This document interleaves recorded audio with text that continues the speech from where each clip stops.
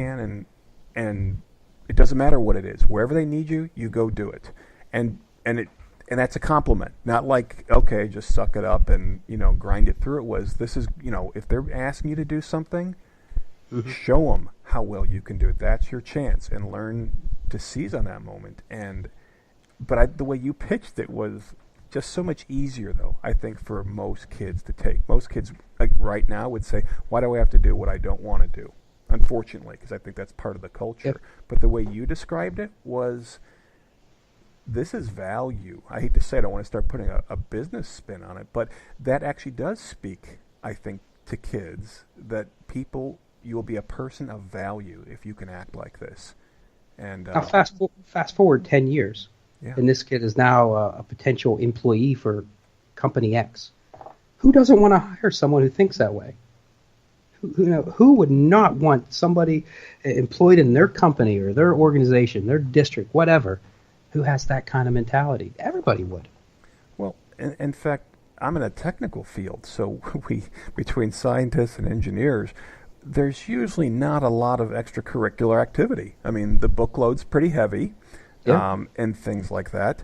But we had a young man come in. It was a friend of a friend, and he was only a sophomore and was, wanted to talk about maybe for interning. And I just skipped past all of his stuff, good school, good classes, and I just looked at the bottom of his resume and said, what's this sailing thing? And he just started telling me about how, oh, yeah, he sails, and he actually even teaches adults how to sail. In fact, he goes on to, didn't even realize it was valuable. I said, keep talking. And he said, yeah. Well, actually, it turns out I thought I was taking a class on learning how to teach people, but they actually just told me to start teaching all these people. I thought I was a student, but I was the teacher. And he told me how he went through it, and I just said to him, you need to tell everybody wherever you go for a job that story, because that is just your ability to just do. He's like, well, I don't even think I was that good at it. I said, it's not the point. The fact that you just got in there, and I don't know who taught him that, to be able to not run away in fear, but I just love that this is how you're delivering the good teammate. It is so deep. In fact, I want to get into some more of these things. You talk about we gears and clutch moments. What are those parts of your plan? I don't know who said it. And forgive me, but it seems like it was a John Wooden quote that, it's what you learn after you know it all that really makes a difference. That was the essence of the quote. And boy, when you age, you learn the truth in that. And for me, that's what it was. After I wrote this book, I thought, I thought I had it all, and I just kept learning, and I became obsessed with what it means to be a good teammate. I just studied and kept talking. As you talk, you meet people, you learn from these other people, like you said, the stories you come across. And what I learned is, teamwork, it just doesn't happen without good teammates. There are these certain individuals that just think differently, have a different mindset than what most people have. Most people say, well, what's in it for me? What's my motivation for doing this? But good teammates don't think that way. When they make decisions, they make their decision based on what is best for the team. When you think of all the problems we have in our society, everything from the school bullying to the domestic violence to the heroin epidemic, even like the shenanigans that go on on Wall Street and in politics, all of it comes down to people not being good teammates, to their inability to really grasp how their decisions and their life choices have an impact and affect everyone else around them, i.e. their teammates. And when I really dived into it, what I realized, there are some individuals, these good teammates, if you will, who think differently. And they live their life in a different gear. Everybody lives it in a me gear. What's in it for me? But these individuals are able to shift their focus from me to we, and they live their life in the we gear. Which, incidentally, a shameless plug, that's the title of the book I'm working on right now, The We Gear.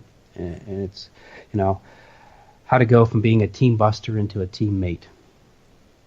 That's so needed. Yeah. And it's goes far beyond sports at this point. It's life. But you come across, Dave, Can you drive a standard transmission? I'm curious. I can. You can. You would be surprised how many people cannot. And I don't know if I'd say it's a lost art, but it's certainly a skill that, its analogy, it makes it slightly more difficult to explain to a younger generation. Mm-hmm. But so if any of your listeners are from that demographic, there are these things called standard transmissions, and you shift gears. Right before you shift a gear, you have to push in a third pedal. It's called the clutch pedal. And gears won't slide in without pushing in that pedal.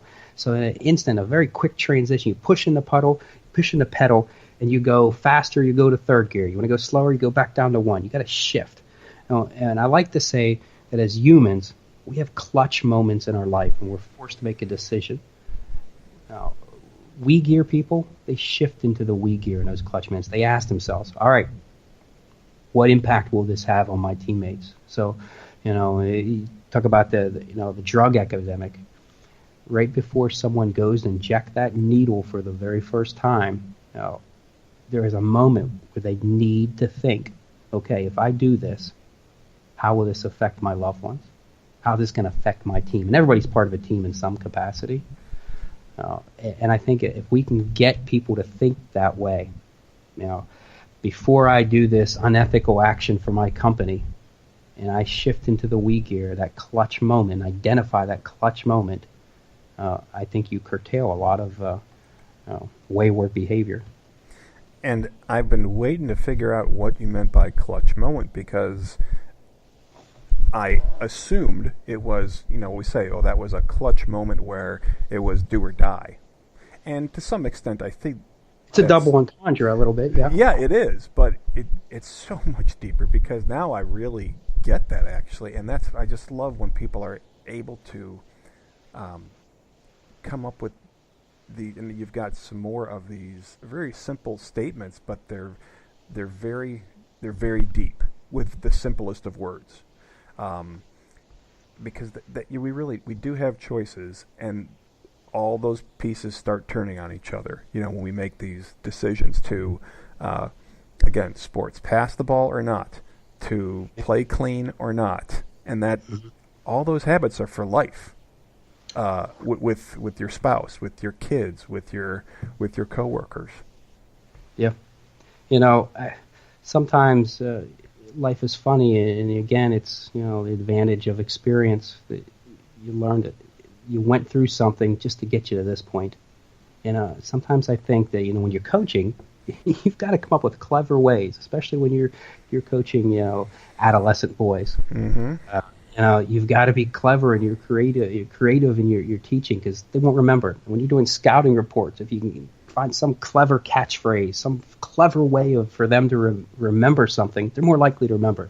When you lay out the most detailed scouting report, with all these graphic, stats, all these things, my experience was they don't really remember that.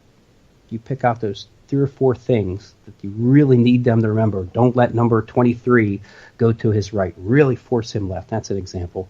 They'll remember that if you come up with something. Well, in essence, I think that skill of being able to do that for a number of years was an advantage for me when I came there. All right, what's a good teammate? Care, share, listen. People remember that. And it's funny. I'll go back. I've visited schools now, and I'll go back.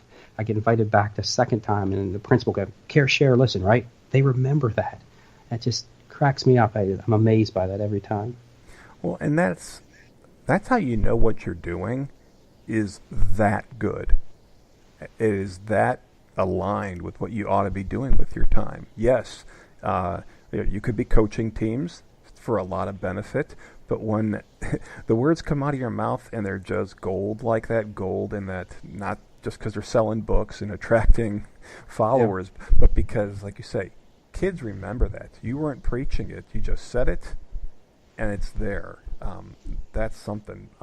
I do want to pause here and ask you something. You talked about, you were reflecting as to whether or not you really knew what a good teammate was, that kid tugging on, after tugging on your shirt.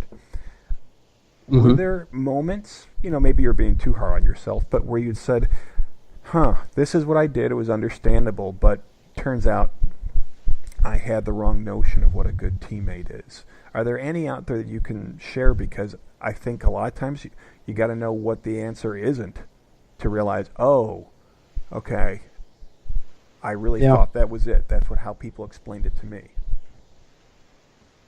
Well, I think of my own, certainly when I was, still a scholastic athlete before I got into college, was playing at that level in high school. And I played a lot of different sports, and I think I wish more kids would be more well-rounded in their sports participation, especially at younger ages. I think, as an American society, we've become too specialized too early in sports, and kids are missing out on some of the carryover value. Well, for me, I played a lot of different sports when I was younger, and I always thought the most important thing was to be the leading statistical player. Football, I wanted to be the one who got the most tackles, I wanted to score the most touchdowns. Basketball, I wanted to score the most points. And I thought that was so important. That was drive to me, and I thought that was the one thing I think. So what that did, it translated in, to work ethic, I suppose. When I became a professional, I knew how to work late. I knew how to come in early, and I just worked. I knew how to grind. But it wasn't a skill that really, served me the best. In hindsight, I think if I'd have gone back, I'd understand, instead of me scoring 20 points, me scoring 14 and finding 3 kids who never scored at all and finding a way to get them to make 3 baskets would have been better for our team. I don't know if it had translated into more wins, but frankly, what's it matter? I couldn't begin to tell you the records. And I think most athletes couldn't tell you their records from high school. I would venture to say, if you went in Division I basketball, just started practice this week, if you went and polled every Division I athlete who won the national championship last year, I bet less than half of those people would be able to tell you.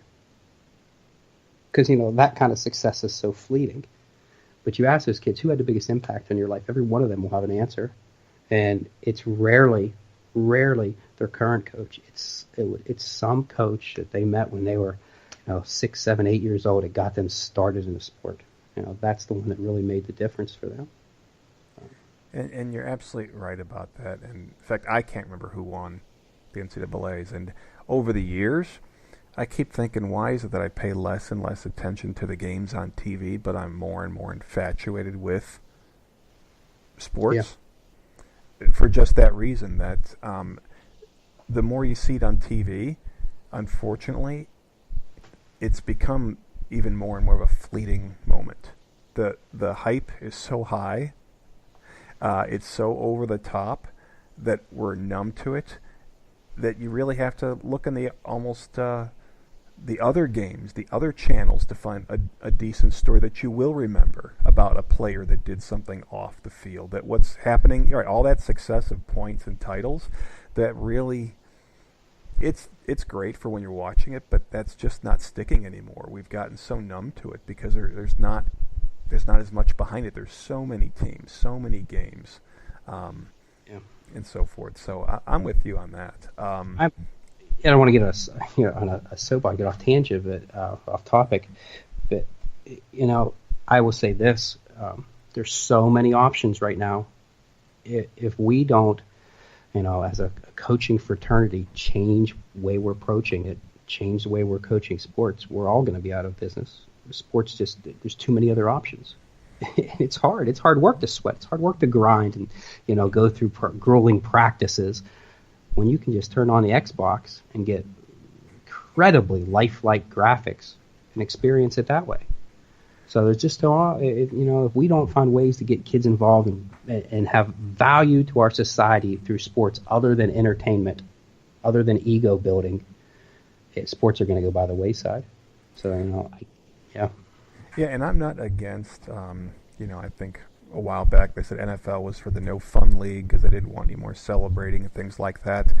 I'm all for excitement, but when you look at sometimes, like, really, that's what the showboating was for? I mean, it was a good play, but it was inconsequential. It's the first quarter. It becomes, like you say, it's not as entertaining as you think, and you can get that elsewhere. Yeah. So what I've been doing now, and what a lot of my I've